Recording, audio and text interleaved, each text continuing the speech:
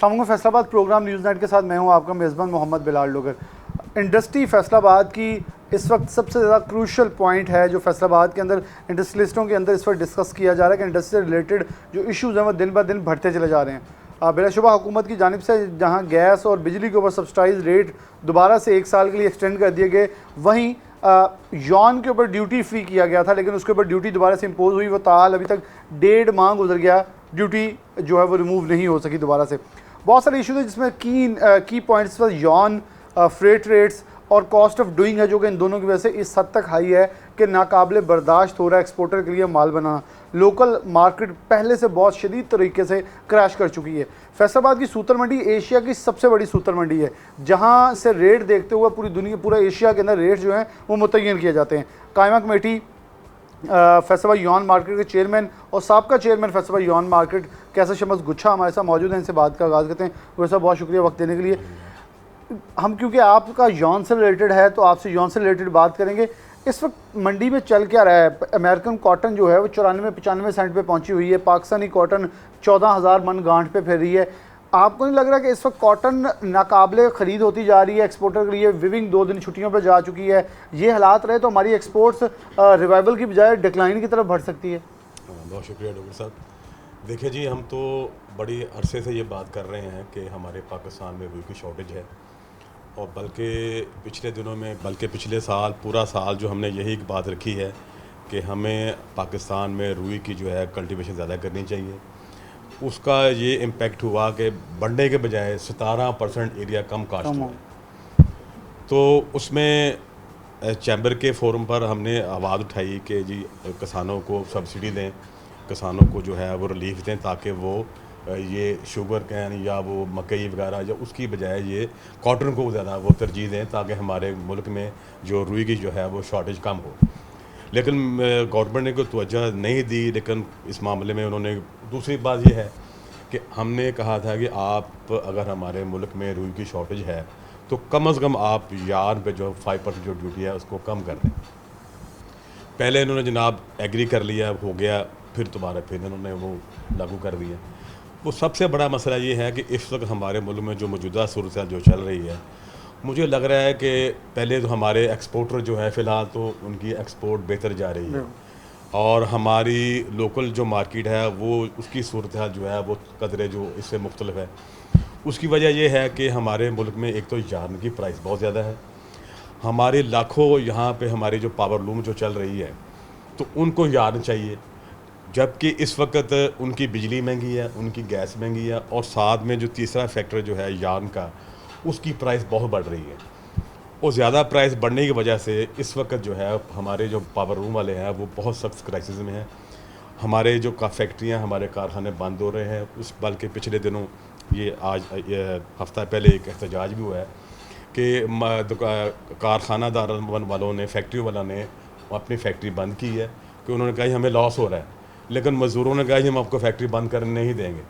ये जो इस तरह के मामला जो है, ये मुझे लग रहा है आने वाले दिनों ये बढ़ेंगे।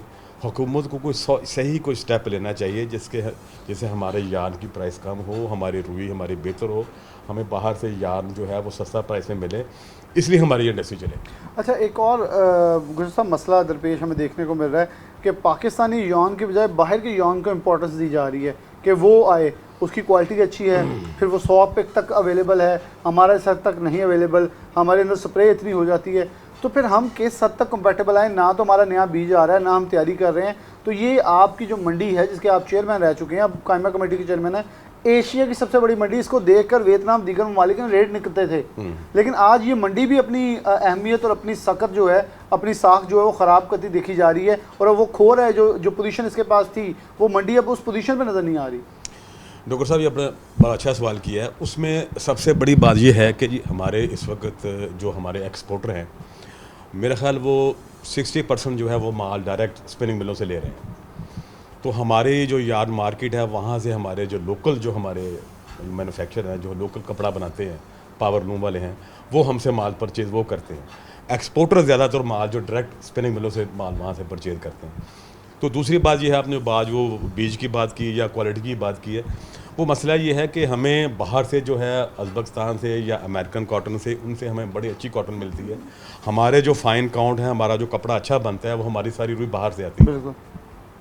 हमारे मुल्क में चूँकि हमने कोई रिसर्च, कोई ज़्यादा खातिर अच्छा बीज नहीं पैदा किया, अच्छी रिसर्च नहीं की, तो जिसकी वजह से हमें जो है अपने मुल्क में अच्छी क्रॉप, अच्छी रुई नहीं मिल रही। क्या हल समझते हैं आपके सूतर मंडी दोबारा से वही मुकाम हासिल कर ले? फैसलाबाद की इंडस्ट्री तरक्की कर रही है, लेकिन अगर हम देखें तो उस इंडस्ट्री की तरक्की के अंदर हमें लग रहा आने वाले महीने खुदा न खास्ता इस हद तक दोबारा से अच्छी रिस्पॉन्स जो वो दे सकेंगे। तो क्या हल क्या नज़र आपको आता है कि अगर क्या रास्ता इख्तियार किया जाए कि ये रुई की शॉर्टेज भी ख़त्म हो जाए, हम अपनी अच्छी क्वालिटी भी प्रोड्यूस करें और फाइन काउंट्स भी हमारे पास आएँ और सस्ता एक्सपोर्ट के लिए हम कंपेटिबल हो सकें पूरे रीजन में? उसमें डॉक्टर साहब बाजी है कि उसमें तो हमें सबसे पहले हमें जो हमारी जो रिसर्च है ना, जो हमारी जो इसकी रुई की है, हमारा जो बीज, किसान को सब्सिडी मिलनी चाहिए। किसान को इस बात पे एग्री करना चाहिए कि आप कपास से जो है रुई आप पैदा करें, इसमें आपको इंसेंटिव मिलेगा, आपको रिलीफ मिलेगा। और बाहर से हमें जो अच्छा बीज है, जिससे हमारी अच्छी क्रॉप हो इसकी कपास की, उसके लिए हमें रिसर्च करनी चाहिए। दूसरी बात यह है कि हमें बाहर से जो हमने रुई इंपोर्ट करनी है, उस पे जो ड्यूटी वगैरह जो है इस वक्त यार्न पे ड्यूटी है, वो ख़त्म होनी चाहिए। रुई के लिए हुकूमत को स्टेप लेना चाहिए कि उसके लिए हमारी जो इंपोर्ट जो रुई की है वो आसानी से हमें सब मुल्कों से मिले। ज़ाहिर है जब हमें स्पिनिंग मिलों को रुई मिलेगी, आसानी से मिलेगी, अच्छी मिलेगी, तो हमारा धागा जो बनेगा वो भी सस्ता बनेगा और हमारी जो पावर लूम जो लोकल चल रही है वो भी बेहतर तरीके से चल सकेगी। हमारे जो एक्सपोर्टर्स हैं उनको भी सस्ता यार्न मिलेगा। तो ये फैक्टर जो 3-4 मेरा तो गवर्नमेंट से यही जो उनसे मेरी गुजारिश है कि प्लीज़ आपने, अगर हम देखें इस वक्त हमारी टेक्सटाइल की जो हमारी एक्सपोर्ट है वो सबसे बड़ी हमारी एक्सपोर्ट वो है। और फैसलाबाद का जो हम कपड़े का मैनचेस्टर कहते हैं, अगर हमने इस इंडस्ट्री को बचाना है तो हमने अपने लिए रुई और यार्न इसकी अवेलेबिलिटी जो है वो आसान करनी है, इसको बेहतर करना है। अगर ये बेहतर होगी तो हमारी इंडस्ट्री चलेगी, वरना जैसे पहले आज से 2 साल पहले हमारी जो है ये पावर लूम जो है लोहे के बावजूद जो बिकी है, तो ये दोबारा हालात मुझे उस तरफ लग रहे हैं, ये खुदा ना खासा कहीं ये उस तरफ ना चले जाएँ। बहुत शुक्रिया कैसे शमस गुच्छा हमारे साथ मौजूद थे। उन्होंने कहा ये हालात जो है उस तरफ जाते दिखाई दे रहे हैं जिस तरफ ये हम भी इस पर प्रोग्राम कर चुके हैं कि इससे पहले फैसलाबाद में 40 रुपये किलो यही लूम बिकती रही है। दोबारा से हालात कहीं वहीं जाते दिखाई तो नहीं दे रहे। इस वक्त जो पॉइंट, ये बड़ा एक इंपॉर्टेंट पॉइंट है, हुकूमत को तयन करना होगा कि हमारा रुख क्या है, हमने किस तरफ बढ़ना है। क्या जिस तरफ हम बढ़े हैं वो सही रुख है, जब वहाँ हमें तब्दीलियाँ करने की ज़रूरत है? क्योंकि इस वक्त जिस हद तक महंगाई और जिस हद तक महंगा यौन रुई में हम पहुँच चुके हैं, वह हम कंपेटेबल ही नहीं है कि हम वहाँ से एक्सपोर्ट्स बढ़ा सकें, बल्कि एक्सपोर्टर के ऊपर सब वज़न ज़्यादा है और एक्सपोर्टर्स की तादाद में दिन ब दिन कमी वाक़या हो रही है, जो कि शायद हुकूमत अभी तवज्जो नहीं दे रही है। आगे लिए चलते हैं। आपको कॉटन के हवाले से हम बात करें और ख़ासतौर पर इंडस्ट्री की एक सर्वाइवल के बाद दोबारा से एक डाउनफॉल आ रहा है, उसके ऊपर बात करें। फैसल मियांदाद एशिया की सबसे बड़ी सूतर मंडी के मेंबर हमारे साथ मौजूद हैं, इनसे बात करते हैं। फैसल भाई, क्या एकदम से ऐसे ही मुहरक़ात आए हैं, कॉटन की प्राइसेस बेहद तक इजाफा हुआ है और उसमें आउट ऑफ कंट्रोल सिचुएशन इस पर नज़र आ रही है? मेरे ख्याल के मुताबिक जो पिछले साल की कमी थी ना, वो एक तो वजह है। दूसरा जो हमारे कॉटन यार्न की जो एक्सपोर्ट में डिमांड है ना, उसकी वजह से मिलें बहुत ज़्यादा लोकल से निकल के ना एक्सपोर्ट वाली साइड पे जा रही हैं। जो एक्सपोर्ट में जब गई हैं तो ज़ाहिर बात है कॉटन उन्होंने लेनी थी, कॉटन थी नहीं, हमारा सीज़न आउट हुआ है। तो उस वजह से जो इंक्रीज़ आया है, जो मैं समझता हूँ कि वो देखा जाए तो कॉस्ट एफिशिएंट नहीं रही हमारी स्पिनिंग। लेकिन मुझे लगता है कि आने वाले दिनों में जब ग्रोइंग एरिया, क्योंकि वैसे ही थोड़ा सा पहले से बेहतर है, जो पिछली दफ़ा तो बहुत ज़्यादा कॉटन ज़ाया हो गई थी, मुझे लगता है कि महीना 1.5 महीने बाद ये स्टेबलाइज हो जाए, कुछ नीचे भी आ सकता है, तो ये स्टेबल हो जाएगा, मेरा ख्याल है। लेकिन इंटरनेशनल मार्केट इस वक्त 94 सेंट 95 सेंट कहा जा रहा है कि 100 सेंट को भी टच कर सकती है। तो अगर 100 सेंट को करेगा, क्योंकि देखें कोरोना की 4th वेव नीचे जा रही है और पूरी दुनिया के अंदर डिमांड एंड सप्लाई जो है वो दीगर ममालिक भी हिस्सा लेंगे, तो क्या पाकिस्तान के एक्सपोर्ट्स के ऊपर असरात नहीं मुरतब होंगे, जब कॉस्ट ऑफ डूइंग में हम ऑलरेडी बहुत ज़्यादा महंगे हैं और फिर साथ फ्रेड रेट्स इस हद तक आए हैं कि आने के लिए हम जो रॉ मटेरियल हैं वो भी महंगा आ रहा है और जा भी महंगा रहा है? मुझे ये लगता है कि नो डाउट इसमें कोई शक नहीं है कि हमारी कॉस्ट जो है वो इंक्रीज़ हो रही है और कंपेटिटिवनेस जो है वो हमारी कम हो रही है। मुझे ये लग रहा है कि दूसरी दुनिया जैसे इंडिया है ना, उसके लोग भी जो है ना वो उसमें गैप बहुत ज़्यादा आ गया। उसकी कई ऑर्गेनाइजेशंस जो है ना वो वैसे ही बंद हो गई हैं। मुझे ये लग रहा है कि इंडिया की कम्पेटिटिवनेस जो है ना वो हमारे मुकाबले के बराबर ही रहेगी, क्योंकि हमारी जो इलेक्ट्रिसिटी जो है ना, जो गवर्नमेंट ने एक पॉजिटिव पॉइंट है कि वो नहीं बढ़ाई, अब आके थोड़ा सा बढ़ाने की कोशिश कर रहे हैं, लेकिन वो कमर्शियली जो है ना वो नहीं बढ़ा रहे।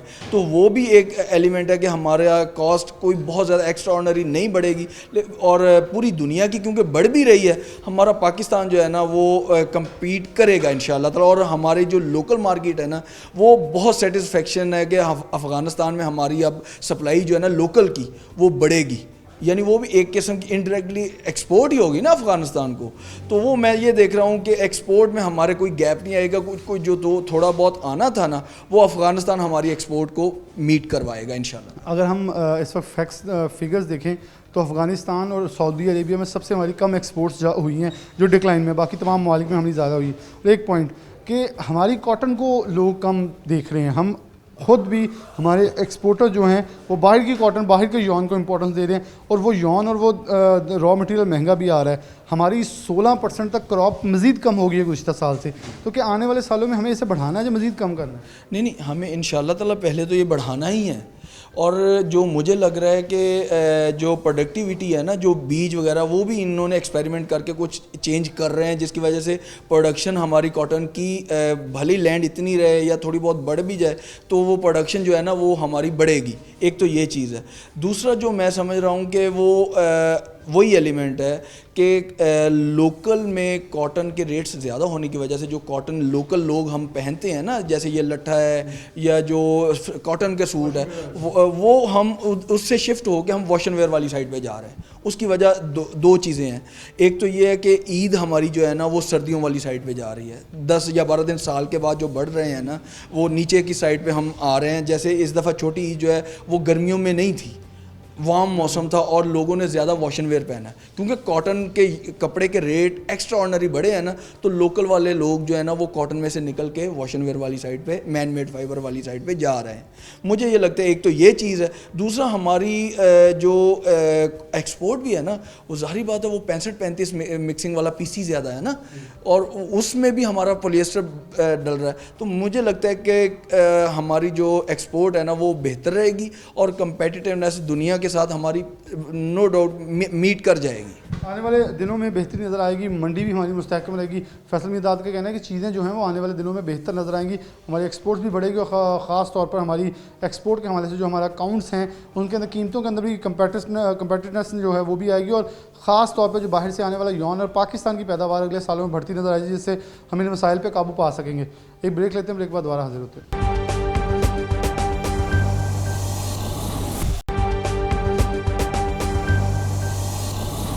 वेलकम बैक नाज़रीन, दोबारा से प्रोग्राम के अंदर खुशामदीद कहते हैं। इंडस्ट्री के ऊपर बात करें, बिलाशुबा पाकिस्तान की एक्सपोर्ट्स रिकॉर्ड सतह पे पहुंची हुई है, लेकिन गुज़िश्ता महीने जुलाई की अगर हम जून से तनासुब देखें तो माली साल का पहला महीना खसारे में नज़र आता है गुज़िश्ता महीने की बनस्बत। तो अगर हमने एक्सपोर्ट्स को यकीनन तौर पर 20 अरब डॉलर टेक्सटाइल को लेकर जाना है तो उसके लिए वो तमाम इनिशिएटिव्स देने होंगे। बिलाशुबा कुछ अच्छी चीज़ें देखने को आई, जैसे गैस और बिजली की कीमतों के अंदर सब्सिडाइज रेट्स जो हैं वो दोबारा से इम्पोज किए गए, वो अच्छी चीज़ है। लेकिन इसके साथ फिर से जो फ्रेड रेट्स और कॉटन की हाई प्राइसेस है, यॉन की प्राइसेस है, वो इस वक्त नागुज़ीर हो चुकी हैं कि कोई भी इंडस्ट्री चलाने के काबिल हो। और इससे पहले लूम इंडस्ट्री के साथ हमने प्रोग्राम किया जो कि नागे पे जा चुकी हैं, एक रोज़ आम छुट्टी जुमा, और एक उन्होंने नागे का ऐलान किया क्योंकि वो कह रहे हैं हमारी सक्कत इस हद तक नहीं रहेगी कि हम फैक्ट्रीज चला सकें। जब यॉन के साथ आगे कपड़ा वीविंग नहीं होगा तो फिर कौन सप्लाई करेगा, एक बहुत बड़ा मसला दरपेश आ जाएगा। एक्सपोर्ट इंडस्ट्री आने वाले दिनों में बहरान का शिकार भी हो सकती है। एक्सपोर्टर्स एबूमा से हमारे साथ मौजूद हैं, इनसे बात का आगाज़ करते हैं। साबिक चेयरमैन मौजूद हैं। सबसे पहले अरे साहब, इस पूरे सिनेरियो पर कैसे देख रहे हैं कि चीज़ें एकदम से तेज़ी से बदलती नज़र आ रही हैं? फ्रेड रेट 700 से 7500 डॉलर पर पहुंच गए हैं। यॉन की बात करें तो बुलंद तरीन सतह 94 सेंट को क्रॉस करती अमेरिकन कॉटन नज़र आ रही है। तो आने वाले दिन कैसे होंगे, एक्सपोर्ट्स कैसे मुकम्मल हो सकेगी? मतलब ऑर्डर्स मौजूद हैं लेकिन कॉस्ट ऑफ डूइंग तो पूरे रीजन में हम पहले महंगे थे। बिस्मिल्लाहिर्रहमानिर्रहीम। देखिए, पाकिस्तान के पास ये बहुत बड़ा एक अपॉर्चुनिटी आई थी 1 साल से 1.5 साल पहले कि जब ये कोविड था, हमने उसमें बहुत अच्छा परफॉर्म किया। लॉकडाउन भी गवर्नमेंट की हिकमत अमली की वजह से कंट्रोल में रहा और इंडस्ट्री के पास बहुत ऑर्डर्स आए और इंडस्ट्री अपने फुल पेस पे चली, आज भी चल रही है। लेकिन आई एम अफ्रेड कि ये पेस बरकरार नहीं रहेगा। उसकी जो रीज़न्स हैं उसमें मैं सिर्फ अगर कॉटन यान को ही ले लूँ तो ये इतनी बड़ी रीज़न है कि देखें रॉ मटेरियल हमारी प्रोडक्ट में 60-65% कंट्रीब्यूट करता है, क्योंकि हम होम टेक्सटाइल्स के एक्सपोर्टर्स हैं। पाकिस्तान में ज़्यादा होम टेक्सटाइल्स की ज़्यादा जो है वो मार्केटिंग है और ज़्यादा उसकी इंडस्ट्रीज़ हैं, इसलिए हमारे 60-65% यान यूज़ होता है। अब उसमें जब ये यान की किल्लत होगी, जब हमारे पास रुई नहीं होगी, हम यान बना नहीं सकेंगे, जब चीज़ें आगे बढ़ नहीं सकेंगी, तो हम अपने रॉ मटेरियल की शार्टेज की वजह से दिन ब दिन स्कार्स भी होते जाएंगे, और अगर हम इंपोर्ट करेंगे तो हम महंगे भी होते जाएंगे। तो ये ऐसी चीज़ है जिसकी वजह से आगे मैं कहता हूँ कि पाकिस्तान की एक्सपोर्ट्स जो हैं वो कमिंग मंथ्स में खुदा नहास्ता, बावजूद के गवर्नमेंट बहुत कोशिश कर रही है, गवर्नमेंट ने टारगेट दिया है 20 अरब की एक्सपोर्ट टेक्सटाइल्स की होगी, मिनिस्टर उस पर मेहनत कर रहे हैं, प्रोग्राम कर रहे हैं, सब कुछ है, इनिशिएटिव दे रहे हैं, एनर्जी पे इनिशिएटिव दे रहे हैं, लेकिन अगर रॉ मटेरियल नहीं होगा तो उसके लिए हमारे पास काम करने के लिए कोई जगह ही नहीं होगी। तो मैं ये कहता हूँ कि गवर्नमेंट को चाहिए कि कॉटन की जो कल्टीवेशन है उसको प्रमोट करे।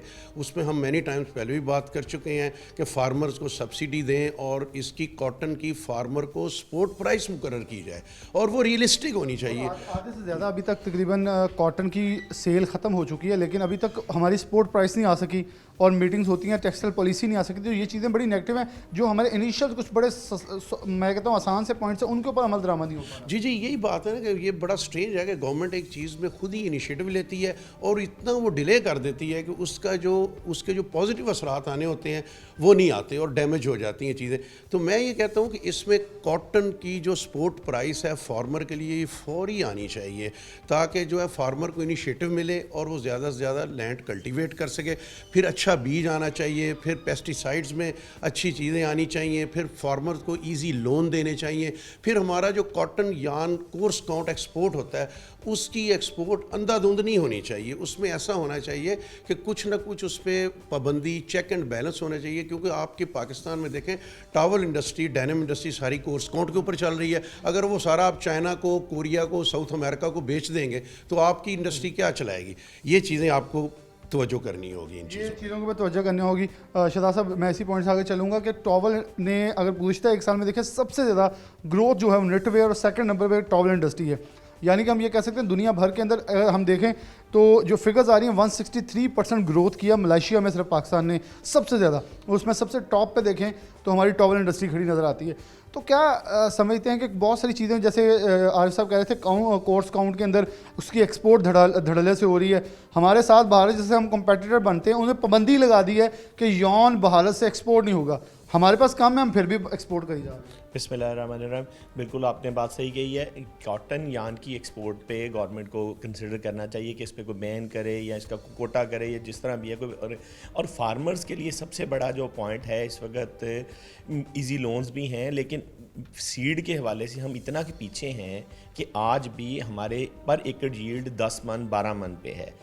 एज़ कम्पेयर टू अगर आप 70s में देख लें वीट भी 10-12 मन पे थी, आज वीट में हम 60 मन पे चले गए हैं, शुगर केन में हम बहुत ऊपर चले गए हैं। लेकिन कॉटन वाहद क्रॉप है जिस पे कोई काम ही नहीं हो सका। कॉटन रिसर्च इंस्टीट्यूट फैसलाबाद से मुल्तान शिफ्ट कर दिया गया और उस पर वो ख़त्म हो गया। दूसरा में मामला जो है फ्रेट के हवाले से है कि जो यूरोप का फ्रेट था वो पहले 1500, 1000, 800 US डॉलर था मुख्तलिफ पोर्ट्स के हिसाब से, वो सितंबर में $7,500 की आवाज़ आ रही है कि सितंबर स्टार्ट में फर्स्ट वीक ऑफ सितंबर में 7.5, और उसके बाद ऑनवर्ड थोड़े थोड़े दिनों बाद GRI 500, 600, $1,000 की हर वीक पे लगाई जा रहे हैं शिपिंग लाइन्स। हमें को गवर्नमेंट जो है वो कुछ सब्सिडी दे। और दूसरा एक और तजवीज़ ये है कि हम TIR के मेंबर हैं, पाकिस्तान TIR का मेंबर है, तो यूरोप के साथ हम कनेक्टेड हैं बाय रोड, यहाँ से ईरान, तुर्की और वाया ईस्टर्न यूरोप और आगे फिर सारा यूरोप खुला है, बार्ज चलती हैं। अगर कहीं पे नहीं है रोड का नेटवर्क तो वो छोटी बार्ज के ज़रिए भी ट्रांसपोर्टेशन हो जाती है और सस्ती है। तो हमें ये शिपिंग लाइंस के माफिया से बचाने के लिए गवर्नमेंट को एक्टिव रोल पे ले करना चाहिए। इस वक्त हमारे ईरान और तुर्की से मिसाली ताल्लुकात हैं, तो उस पर अगर हम थोड़ी सी एफर्ट करें तो बड़े इजीली हम इस चीज़ को अचीव कर सकते हैं कि हमारा बाय रोड यहाँ से जो गाड़ी कंटेनर यहाँ से लोड होके निकले वो डायरेक्ट कस्टमर तक उसी कंटेनर में वहाँ तक पहुँच सकता है। इसके लिए गवर्नमेंट को थोड़ा सा एक्टिव रोल करना पड़ेगा, सफारतकारी करनी पड़ेगी, इन मुल्कों से डिस्कस करें, उनका भी ये प्रॉब्लम है। अब हमें बहुत सारे कस्टमर ये कहते हैं कि अब तुर्की आपकी निस्बत सस्ता है। फ़र्क सिर्फ यही है कि तुर्की में बाय रोड बड़े इजीली एसेसेबल है, और इस वक्त जो हमारी पोजीशन है, हम बड़े इजीली तुर्की को इस बात तैयब अर्दगान के साथ हमारे मसाली ताल्लुकात हैं, तो हम बड़े इजीली उनको इस बात पे कायल कर सकते हैं कि हमें रोड एसेस दे दे। और TIR का तुर्की भी मेंबर है और हम भी मेंबर हैं।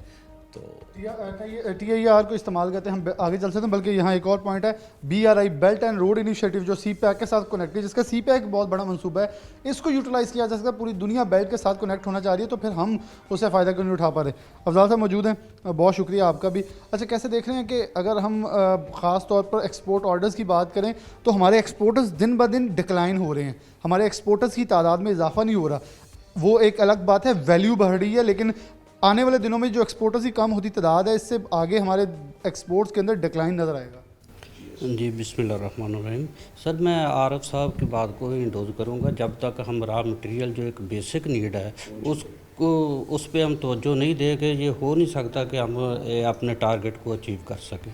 तो बेसिक जो नीड है वो रॉ मटेरियल है, उसी पे हमें तवज्जो देनी चाहिए और फार्मर जो है उनको फैसिलिटेट करना चाहिए। तो GST के ऊपर क्या कहेंगे? बहुत देर से अबूमा इसके ऊपर कोशिश कर रहा है, आवाज़ उठा रहा है हुकूमत, लेकिन बिलाशुबा देखें बिजली के ऊपर फिर 9 सेंट की बिजली दी है, 7.5 सेंट की नहीं दी। 6.5 पे MBTU पे गैस दे दी, लेकिन बिजली अभी भी हम कंपेटेबल महंगे हैं। तो क्या समझते कि ये जो पॉइंट्स हैं GST समेत बिजली, इनके ऊपर गवर्नमेंट को फोकस करना नहीं चाहिए? जी बिल्कुल, गवर्नमेंट को इस पे फोकस करना चाहिए। और सबसे पहले जो इस पे आवाज़ उठाई थी वो हमारी एसोसिएशन ने आवाज़ उठाई थी, क्योंकि हमारे ये SME से बिलोंग कर रहे हैं हम। तो जितने छोटे एक्सपोर्टर हैं वो तो किसी सूरत भी नहीं ना चल सकते, इनके पास तो इतने वो है ही नहीं, कैपिटल नहीं है कि उसको सर्वाइव कर सके। आरिफ साहब से आखिरी सवाल कर लेते हैं। आरिफ साहब, रॉ मटेरियल की कमी पूरी करने के लिए आखिर कौन सा ऐसा फार्मूला है जिसे अपनाया जाए ये मसला हल हो जाए? देखिए, सबसे पहली बात ये समझें कि पाकिस्तान उन मुल्कों में है अभी भी कि जहाँ मैन मेड फाइबर का पोर्शन 30% है और 70 अभी भी हम कॉटन पे इन्हिसार करते हैं। अगर हम अपने कम्पिटिटिव कंट्रीज़ को देखें जिसमें फार ईस्ट है और जिसमें कंबोडिया, वियतनाम और बांग्लादेश हैं, इवन इंडिया, तो वहाँ आप देखेंगे कि मैन मेड फाइबर 50% पे आ चुका है। तो हमें चाहिए हम अपना इन्हिसार थोड़ा सा कॉटन पे कम करें, मैन मेड पे बढ़ाएं। अपैरल में ज़्यादा मैन मेड यूज़ होता है और इस ज़िमन में जो इंपोर्ट हो रही हैं चीज़ें उनमें गवर्नमेंट ड्यूटी ले रही है, बहुत ज़्यादा ड्यूटी ले रही है। उसमें जो एंटी डंपिंग के नाम पर ड्यूटी है वो एक्सपोर्टर्स के लिए कम से कम उसका रिफ़ंड का सिस्टम होना चाहिए, ताकि एक्सपोर्टर मार्केट में कम्पिटिटिव होकर अपनी चीज़ को मैन मेड फाइबर के साथ, कॉटन के साथ मिक्स करके सेल कर सके और इस तरह रेवेन्यू जनरेट कर सके। ब्रेक लेते हैं, ब्रेक के बाद दोबारा हाजिर होते हैं।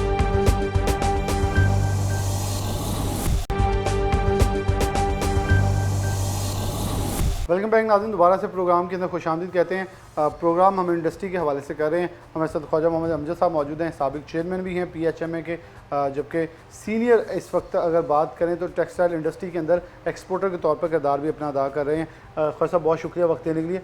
ख्वाजा साहब, इस वक्त कैसे देख रहे हैं कि मुल्क के अंदर बहुत तेज़ी से चेंजेस आ रही हैं? पेंडेमिक की सेकंड वॉर जब वेव आई है तब भी हमने ग्रो किया, थर्ड आई ग्रो किया, 4 आई ग्रो किया, लेकिन जैसे वेव गुजरती है हम डाउनवर्ड की तरफ जाते हैं। और तब भी एक्सपोर्टर्स बात करते रहे, अगर हमने कंपैटिबल जो पूरे रीजन के अंदर हम अपने जितने भी मुकाबले वाले रीजन्स हैं, जब ममालिक उनके साथ मुकाबले के फ़िज़ा के अंदर सस्ता माल ना बनाया, कॉस्ट ऑफ डूइंग कम ना की, तो चीज़ें बेहतर नहीं नज़र आएंगी। इस वक्त फ्रेट रेट्स आसमानों पे हैं, कॉटन यॉन की प्राइसेस, रॉ मटेरियल हमारा शॉर्ट है। क्या समझ रहे आने वाले दिन, आने वाले महीने किस हद तक फ़ायदा मंद साबित होंगे, या कौन से मसाइल हैं जिनके ऊपर हुकूमत को इस वक्त फिल फौर अमल करने की ज़रूरत है? बिस्मिल्लाहिर्रहमानिर्रहीम। बहुत शुक्रिया, बड़ी आपने इम्पॉर्टेंट बात की।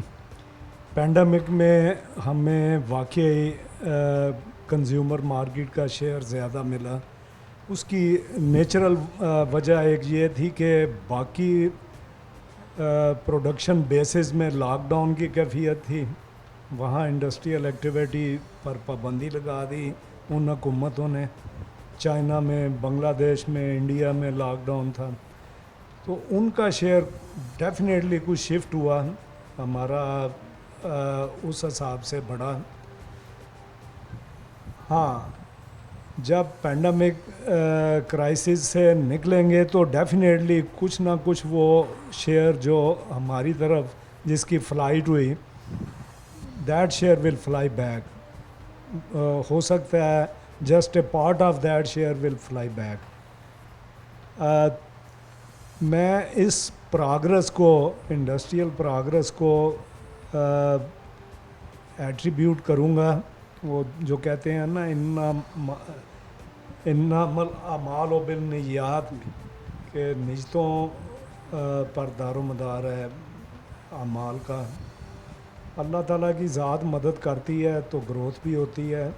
इस वक्त मैं समझता हूँ कि हमारी लीडरशिप शायद कुछ खलूस है उनमें कि वो लूट मार में नहीं इन्वॉल्व हो रहे हैं, तो शायद इस वजह से कुछ हालात हमारे लिए सपोर्टिव बन गए हुए हैं. और ये कई सालों से हम ख्वाहिश कर रहे थे कि हमारी ग्रोथ इस लेवल पर आए. 35% हो चुकी है और आगे 50% की तवक्को लगा के हम बैठे हुए हैं. अल्लाह करे कि इसी तरह हालात रहें. साहब बिलाशुबा आपका ये पॉइंट बिल्कुल सही है कि चीज़ें जो हैं वो बदलती दिखाई दे रही हैं इस वक्त. जैसे हमारे लीडर्स की आपने बात की, लेकिन मुझे लग रहा है कि वहाँ कंपैटिबिलिटी के हवाले से देखा जाए तो बहुत सही इमेच्योरिटी भी नज़र आ रही है. वैसे चीज़ों को हैंडल नहीं किया जा रहा. जैसे शिपिंग लाइन के अंदर जो हमारे शिपिंग मिनिस्टर्स हैं वो एक्ट ही नहीं कर रहे. मुझे याद है चैम्बर में जब आए तो उनसे कहा गया शिपिंग के अंदर मसले हल करवाएं, तो उन्होंने कहा हम ऐसा करते हैं, हम अपनी शिप्स बनाते हैं. मतलब हम कंटेनर्स अपने बना लेते हैं. वो हल की बजाय नया हल दे जाते हैं कि जो टेक्सटाइल ऑनर्स हैं, एक्सपोर्टर्स हैं, उनको एक ऐसा लॉलीपॉप दिया जाता है वो ये सोचते हैं अगली बार हमें इन्हें कुछ कहें ना, कहीं ये फिर एक और ना टीका दे जाए हमें. एक्चुअली बात ये है कि मैं कोई पॉलिटिकल वर्कर नहीं हूँ और मेरी अलायंस कोई स्पेसिफिक किसी पार्टी के साथ नहीं. इमरान साहब से जब ये आए तो बेशुमार तवक्कुआत एक आम आदमी ने लगाई, जिनमें मैं भी शामिल था. और मैं एक आम पब्लिक के आदमी होने की हैसियत से ये कह रहा हूँ कि इमरान साहब उनकी पार्टी में या इस लीडरशिप में उनके साथ चंद लोग होंगे जो मुखलस हों कौम के साथ और उनके साथ, वगरना ज़्यादा तवक्कुआत इमरान साहब के साथ ही हैं. उनकी टीम में बेशुमार ऐसे लोग मौजूद हैं जो पॉलिसी मेकर्स हैं लेकिन कंट्रोवर्शियल हैं. उनमें या अहलियत की कमी है या वो नहीं चाहते कि हम ट्रैक पर रहें. जहाँ एक और मिनिस्टर भी आए थे, उनसे जब हमने रेलवे के बारे में कुछ इंडस्ट्रियलिस्ट ने सजेशन दी और कुछ तकाजे किए कि फ्रेट में हमें कोई स्पेस दें, तो उन्होंने भी यही कहा कि भाई आप पैसे इकट्ठे करें तो मैं एक ट्रेन आपकी चलवा देता हूँ, ख़र्चा सारा आप बर्दाश्त करें. ये नॉन सीरियस एटीट्यूड है. अदरवाइज़ जहाँ तक फ्रेट का तल्लक है, ये सिर्फ पाकिस्तान का इशू नहीं है, चाइना में इससे कहीं बढ़ के है. पूरी दुनिया में इस वक्त वो चूँकि कोविड की वजह से मूवमेंट डिस्टर्ब हो रही हैं, एबनॉर्मल सिचुएशन है, तो शिपिंग लाइंस या एयरलाइंस अपने अखराजात जो पैसेंजर से नहीं पूरे हो पा रहे हैं उसको उस डेफिसिट को बैलेंस करने के लिए फिर वो जहाँ उनका बस चलता है वो खाल उतारते हैं. लेकिन बहरहाल इंडस्ट्री की सर्वाइवल के लिए और हमारे मार्केट शेयर में सस्टेनेबिलिटी के लिए हम यही तकाजा कर सकते हैं पॉलिसी मेकर से कि वो कोई ना कोई रास्ता ऐसा निकालें कि हमारी कॉस्ट कम हो, ज़्यादा ना हो. ख्वाहिश साहब अगर देखें तो हमारा जो रूट है बरस्ता ईरान तुर्की के लिए ट्रेन भी शुरू हुई है. हम यहाँ कार्गो ट्रेन के तौर पे अपना माल अगर भिजवाना चाहें तो अगले ममालिक में हमें एक्सेस मिल सकती है और फ्रेट्स के हवाले से बहुत बड़ी तादाद में हमें वाज़ह फ़र्क मिल सकता है वहाँ से. बिल्कुल, ये अल्लाह ने हमारे मुल्क को जोग्राफ़िकल लोकेशन इतनी प्यारी अता की है कि वो चाहे ग्वादर की पोर्ट हो या लैंड रूट हो, लिंक हो, ये सबसे इजी लॉजिस्टिक रूट पाकिस्तान से निकलते हैं। बदकिस्मती से हमारी हुकूमतें किसी प्रेशर के तहत या अपने मफादात के टकराव में वो उससे सही तौर पर इस्तिफ़ादा नहीं हासिल कर पाई। ये ईरान टर्की लाइन तो बहुत अरसा पहले से वो बनी हुई, और अगर ये प्रॉपर इसको ऑपरेट किया जाए तो हमारा लॉजिस्टिक टाइम बहुत कम हो सकता है। इस वक्त यूरोप का अगर 22 दिन है तो वो कम हो के हफ्ते 10 दिन में हम यूरोप के किसी भी इम्पॉर्टेंट मार्केट में माल डिलीवर कर सकते हैं। अच्छा, इस वक्त अगर फ्रेट्स की एक तो कीमतें बढ़ी हैं, दूसरी शिपमेंट्स ताहाल अभी तक वहाँ पड़ी हुई हैं, और सर पिछले हफ्ते में एक बहुत बड़ा हमें ड्रॉबैक मिला FBR की साइट्स का हैक होना। क्या हुकूमत का फेलियर नहीं है कि बारहा एक चीज़ बार बार हिट कर रही है और बाद में आगाह किया जा रहा है कि आपकी साइट्स के ऊपर हमला हो रहा है, हैकर्स ट्राई कर रहे हैं, और हम उस पर चुप बैठे हैं और फिर आकर उन्होंने हमला किया और एक हफ्ते का बड़ा ड्रॉबैक जो है वहाँ मिला, जिसकी बुनियाद के ऊपर export shipments, import shipment, import by export shipments और रिबेट्स के अंदर बहुत सारी चीज़ें रुक के रह गई। बिल्कुल, ये बेशुमार ग्रे एरियाज़ हैं, ड्रॉबैक हैं। मैं कोई टेक्निकल बंदा नहीं हूँ IT का, लेकिन ये एक कमज़ोरी है कि हर वक्त चैलेंज है। हमारे बेशुमार दुश्मन हैं, सबसे बड़ा हमारा हमसाया दुश्मन हर वक्त इस ताक में है कि कहीं भी कोई सेंसिटिव नर्व उसके हाथ में आए तो वो उसको दबाए।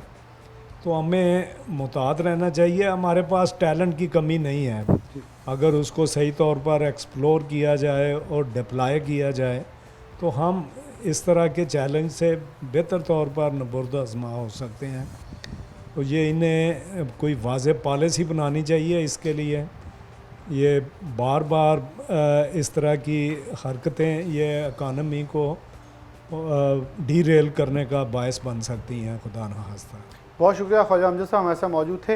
आखिर में जो ख्वाजा साहब ने बात की, मैं इसी को आगे लेके चलूँगा कि हमें कुछ पॉलिसीज़ के अंदर ऐसी चीज़ें लेके आना चाहिए जिसके अंदर ख़ास तौर पर टेक्सटाइल पॉलिसी बहुत देर की हमारी पेंडिंग पड़ी है। हम ताख़ीर का ज़रिए उसमें हमारी एक्सपोर्ट्स ग्रोथ ऊपर गई और हम नीचे आ गए, लेकिन टेक्सटाइल पॉलिसी मंजूर ना हो सकी और कहानी हो सकी कबीना के अपने अंदर इख्तलाफात जो एक दूसरे के इम्पोज करती हुई चीज़ें हमारे लिए इस वक्त सबसे बड़ी एक मुखालफत जो है वो बनी हुई है। फिर स्पोर्ट प्राइस कपास की ताहाल अभी तक नहीं आ सकी, जबकि कपास की पैदावार का पता चल चुका है कि हमारी 17% कम हुई है गुज़िश्ता साल से भी। हम बढ़ाने के बजाय मज़ीद डाउनफॉल में जा रहे हैं और हमारे मुखालिफ मुल्क भारत ने अपनी एक्सपोर्ट्स जॉन के ऊपर पाबंदी लगा दी।